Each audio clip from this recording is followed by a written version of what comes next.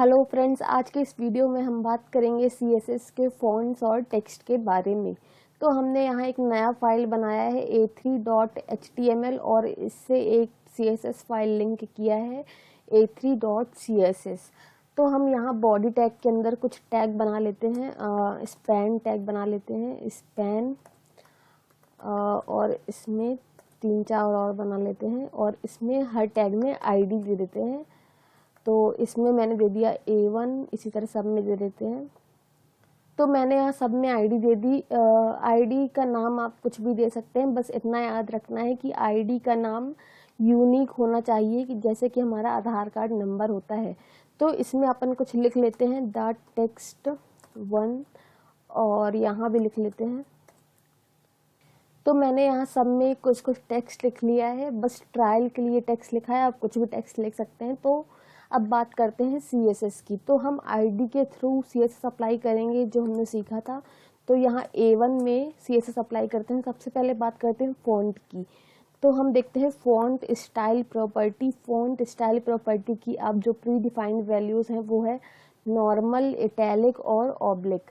तो नॉर्मल में तो आपको नॉर्मल दिखेगा, तो यहाँ इटैलिक देखते हैं, इटैलिक और सेव करते हैं और एक बार इसको रिफ्रेश करते हैं। तो यहाँ जो आपका फर्स्ट टैग था उसमें आपको ये इटैलिक दिख रहा है। एक बार यहाँ BR लाइन इंसर्ट कर देते हैं सब में।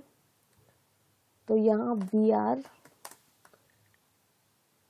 तो मैंने यहाँ सब में BR लाइन इंसर्ट कर दी, लाइन ब्रेक इंसर्ट कर दिया। और जो हमारा पहला टेक्स्ट था जिसकी ID थी A1, आप उसका टेक्स्ट देखेंगे कि फॉन्ट स्टाइल हमने इसमें इटैलिक अप्लाई किया था, तो ये इटैलिक आ रहा है।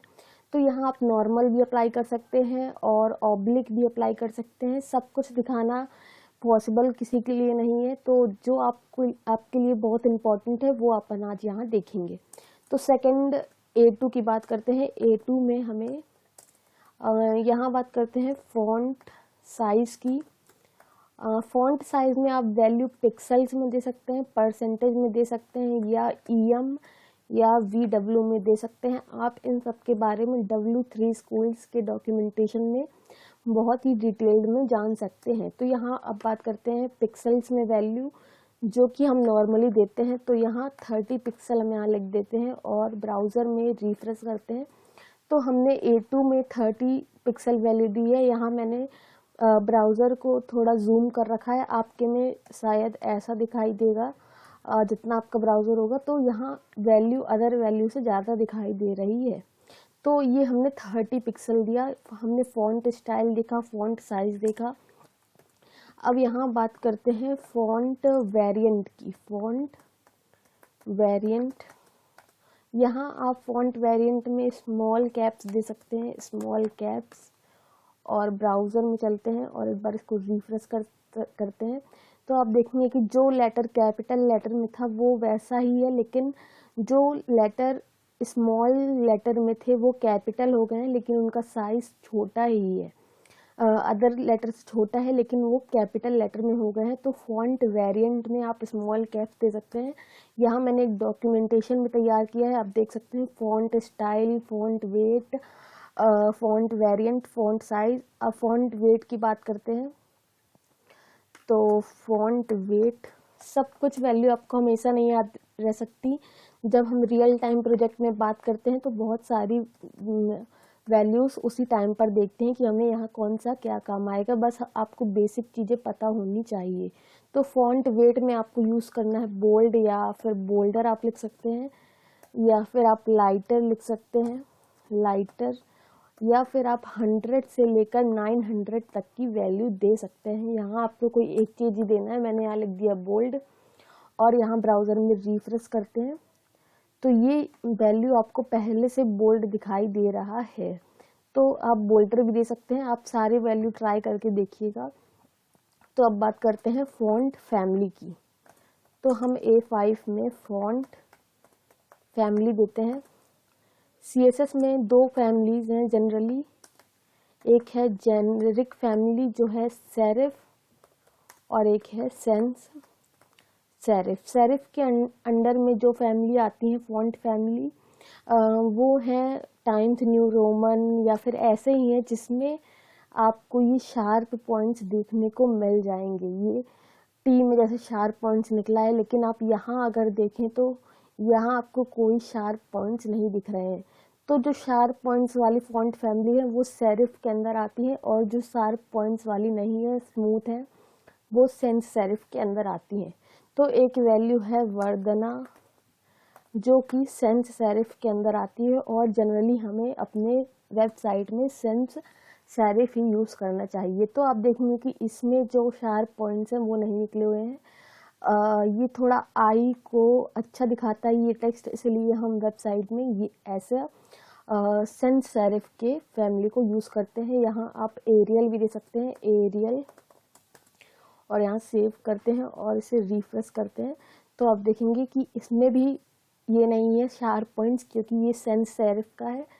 और अगर आप सेरिफ का देना चाहें तो अगर यहाँ टाइम्स न्यू रोमन, इसमें मल्टीपल वैल्यूज हैं इसलिए आपको एज ए स्ट्रिंग में लिखना है, और ये रिफ्रेश करते हैं तो ये as a Times New Roman में दिखाई दे रहा है। तो अब हम बात करते हैं टेक्स्ट प्रॉपर्टीज़ की। अभी हमने बात की थी फॉन्ट प्रॉपर्टीज़ की, अब बात करेंगे टेक्स्ट प्रॉपर्टीज़ की। तो सबसे पहले हम A1 में टेक्स्ट प्रॉपर्टी देते हैं कलर, जो कि आपको टेक्स्ट कलर नहीं लिखना है, आपको कलर लिखना है जो कि आपके टेक्स्ट का कलर बदलेगा। तो यहाँ आप वैल्यू दे सकते हैं, या तो आप कलर का नाम दे सकते हैं, या तो आप वैल्यू को हेक्स कोड में, यहाँ आप मेरे एडिटर में यहाँ वैल्यू दी हुई है हेक्स कोड में, अगर आपके में नहीं है तो आप ब्राउज़र में हेक्स कोड वैल्यू या UI कलर पिकर सर्च कर सकते हैं। UI कलर पिकर सर्च कर सकते हैं, जिसमें आपको बहुत ही अच्छे कलर्स मिल जाएंगे और उसकी हेक्स वैल्यूज़ मिल जाएंगी। या तो फिर आप यहाँ RGB वैल्यूज़ दे सकते हैं। यहाँ आपको 3 वैल्यू देनी है 255 के अंदर। तो यहाँ दे के देख लेते हैं 100 और 89 और 67, और इसको सेव किया और यहाँ रिफ्रेश करते हैं तो आप देखेंगे इसका कलर बाकी अदर कलर से डिफरेंट है, तो इसकी एक वैल्यू है। अब बात करते हैं बैकग्राउंड कलर की। यहाँ आप A2 में हम दे देते हैं बैकग्राउंड कलर और यहाँ लिख देते हैं रेड, और यहाँ रिफ्रेश करते हैं तो आप देखेंगे इसका बैकग्राउंड कलर डिफरेंट आ रहा है। तो अब बात करते हैं हम टेक्स्ट के, यहाँ देख लेते हैं एक बार टेक्स्ट अलाइन के बारे में। टेक्स्ट अलाइन में आप सेंटर राइट कर सकते हैं, तो यहाँ टेक्स्ट अलाइन। लेकिन एक बात और, यहाँ हमने यहाँ स्पैन टैग में बनाया है, और स्पैन टैग उतनी ही जगह लेता है जितनी उसको ज़रूरत होती है, वो इधर उधर नहीं जाएगा टेक्स्ट। तो हम यहाँ पैराग्राफ में, आप चाहें तो ट्राई करके देखिएगा, यहाँ हम पैराग्राफ कर देते हैं और इसको सेव करके यहाँ टेक्स्ट लाइन में राइट करते हैं और इसको यहाँ रिफ्रेश करते हैं तो आप देखेंगे आपका टेक्स्ट राइट में अलाइन हो गया है। तो इसके अलावा और भी वैल्यूज़ हैं टेक्स्ट लाइन में। लेफ़्ट, सेंटर, जस्टिफाई, अगर बाय डिफ़ॉल्ट इसकी वैल्यू लेफ़्ट होती है। अगर आपको जस्टिफाई नहीं समझ में आ रहा है तो आप मेरे HTML के वीडियो में पैराग्राफ के टैग में जस्टिफाई का देख सकते हैं कि वो कैसे वर्क करता है। तो ये बात थी टेक्स्ट अलाइन की। अब बात करते हैं टेक्स्ट डेकोरेशन की। हम A4 में टेक्स्ट डेकोरेशन अप्लाई करेंगे, टेक्स्ट डेकोरेशन, और यहाँ जो आप वैल्यू दे सकते हैं वो है अंडरलाइन, ओवरलाइन, लाइन थ्रू और नन। सबसे पहले बात करते हैं अंडरलाइन की। अंडरलाइन, और उसको यहाँ सेव करके रिफ्रेश करते हैं तो आप देखेंगे इसमें अंडरलाइन आ रहा है। तो अब इसमें और कोई वैल्यू देख देखते हैं, ओवरलाइन, और इसको सेव करके रिफ्रेश। तो ये ओवरलाइन मतलब ऊपर लाइन आएगी और लाइन थ्रू में बीच में से जाएगी, यहाँ लाइन थ्रू, और इसको सेव करके एक बार रिफ्रेश करते हैं तो ये लाइन थ्रू। तो ये टेक्स्ट डेकोरेशन। अब टेक्स्ट डेकोरेशन नन कहाँ काम आता है वो एक बार देखते हैं। यहाँ एक एंकर टैग बनाते हैं जो कि एक लिंक को क्लिक करने में काम आता है, एज अ लिंक यूज़ होता है। यहाँ लिख देते हैं द लिंक, और यहाँ href, और यहाँ कुछ भी हैज़ अभी के लिए दे देते हैं और यहाँ रिफ्रेश करते हैं। तो ये द लिंक में पहले से ही एक अंडरलाइन है, अगर आप इसको हटाना चाहें तो यहाँ टैग के अकॉर्डिंग दे देते हैं। तो यहाँ आप लिख दें टेक्स्ट डेकोरेशन नन और इसको यहाँ सेव करके एक बार रिफ्रेश करते हैं तो इसका ये जो अंडरलाइन है वो हट गई है। आप इस लाइन को डेकोरेट भी कर सकते हैं। यहाँ आपको W3 स्कूल्स में देखने को मिल जाएगा w3schools.com और यहाँ आप जब देखेंगे टेक्स्ट डेकोरेशन के बारे में, यहाँ आपको बहुत सारी चीज़ें सीखने को मिल जाएंगी। टेक्स्ट फॉन्ट CSS, तो यहाँ सर्च कर लेते हैं CSS टेक्स्ट। तो ये CSS टेक्स्ट और आप इस तरह बहुत सारी चीज़ें यहाँ पर देख सकते हैं। तो CSS टेक्स्ट में हमें टेक्स्ट डेकोरेशन देखना है, तो ये टेक्स्ट डेकोरेशन और यहाँ आपको टेक्स्ट डेकोरेशन के अलावा भी बहुत सारी चीज़ें पता चलेंगी। तो यहाँ टेक्स्ट डेकोरेशन में ज़्यादा कुछ नहीं दिया है, तो मैं आपको अपने से बता देती हूँ कि आप टेक्स्ट डेकोरेशन में क्या कर सकते हैं। तो आप यहाँ टेक्स्ट डेकोरेशन में स्टाइल आपको इस तरह से यहाँ नहीं देना है। यहाँ आप टेक्स्ट डेकोरेशन, मैंने इसको कमेंट कर दिया है। CSS में सिंगल लाइन कमेंट नहीं, मल्टी लाइन कमेंट देना है इस तरीके से। तो यहाँ जैसे कि हमने यहाँ टेक्स्ट डेकोरेशन दिया है, तो अगर आप टेक्स्ट का जो वो लाइन आ रही है उसका आप कलर चेंज करना चाहें तो यहाँ लिख देते हैं जैसे कि रेड और यहाँ सेव करते हैं और ये रिफ्रेश करते हैं एक बार। तो यहाँ शायद टेक्स्ट डेकोरेशन डैश कलर लिखना है और यहाँ इसको सेव किया और रिफ्रेश करते हैं तो इसका जो कलर है वो रेड आ रहा है। तो यहाँ एक चीज़ और देखते हैं, स्टाइल और यहाँ वेवी देते हैं, वेवी, और इसको सेव करके रिफ्रेश करते हैं तो आप देखेंगे कि जो बॉर्डर है, जो लाइन है वो थोड़ा वेवी स्टाइल में आ रही है। इसका आप कलर भी साथ में दे सकते हैं। यहाँ मैंने Ctrl+J किया और यहाँ कलर कर दिया रेड और वेवी की जगह आप डैश्ड या डबल भी दे सकते हैं, डबल देते हैं यहाँ डबल और इसको सेव किया और यहाँ रिफ्रेश करते हैं तो ये डबल लाइन आप यहाँ इस तरीके से कुछ यूज़ कर सकते हैं।